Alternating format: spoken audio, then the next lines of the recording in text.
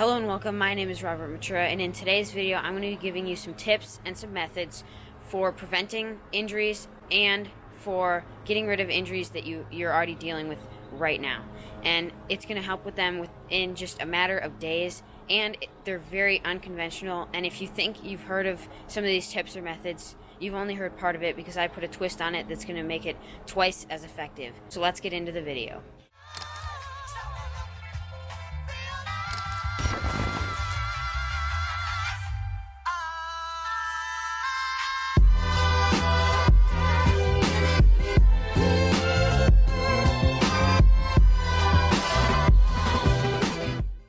We've all heard those tips: stay hydrated, get enough sleep, don't overtrain, and have a good diet. And yes, those things are all very, very important, and you shouldn't dismiss those. The reason I'm brushing over those is because you guys already know that, and you want something different, something that's going to help you even more that no one's talking about, and that's exactly what I have. So let's get into tip number 1. The first method I have for you is called selective cross-training. Now, we've all heard of cross-training, but selective cross-training means choosing specific things. Now, what I mean by that is you want to pick an activity that goes through the same exact motions as when your pain flares up the most, but doesn't actually cause you pain. So, for example, let's say you're having pain somewhere in your legs or on your body to sprint.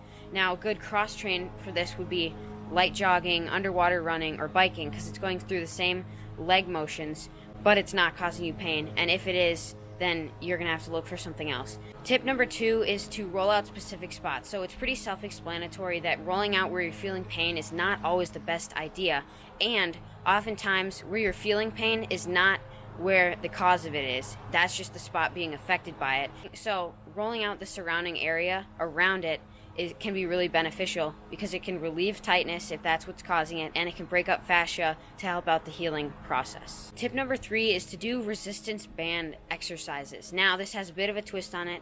What you're going to want to do is, once again, like tip number 1, go through the same motions as when you're feeling pain, but with the resistance band.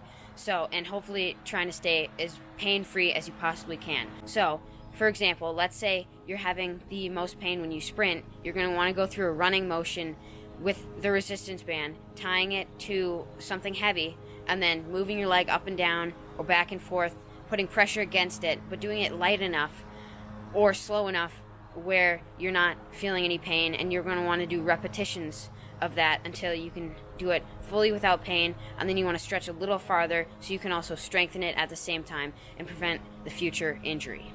Method number 4 is to eat recovery superfoods. Now, we all know diet is essential in healing your injuries that you're already dealing with right now, but there are some foods that can speed up the process and make it go even faster.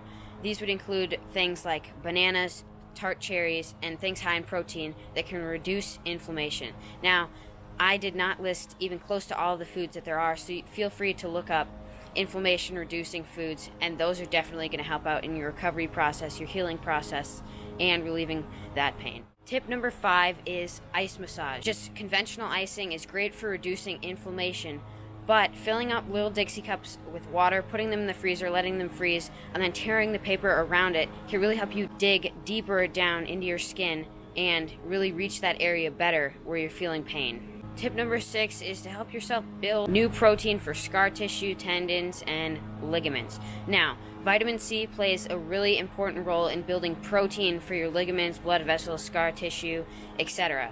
And foods that are high in vitamin C would include orange juice, broccoli, and a whole list of other foods that you can also look up. The final method for relieving pain that I have for you is pressure dressing with your hand. Now, if you haven't heard of pressure dressing, it's basically where you get some sort of a bandage and you wrap it around a spot on your body to really compress it and take away circulation, so then when you put it back, a bunch of new blood comes in.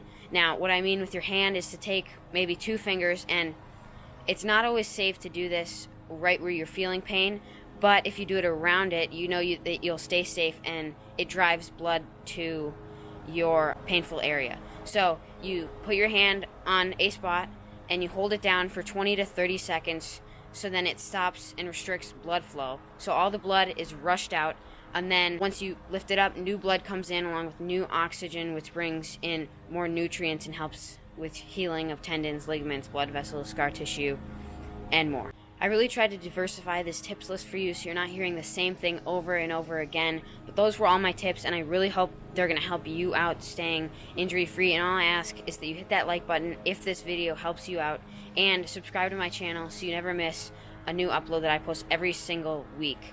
Thanks for watching, and I'll see you in the next one. Peace out.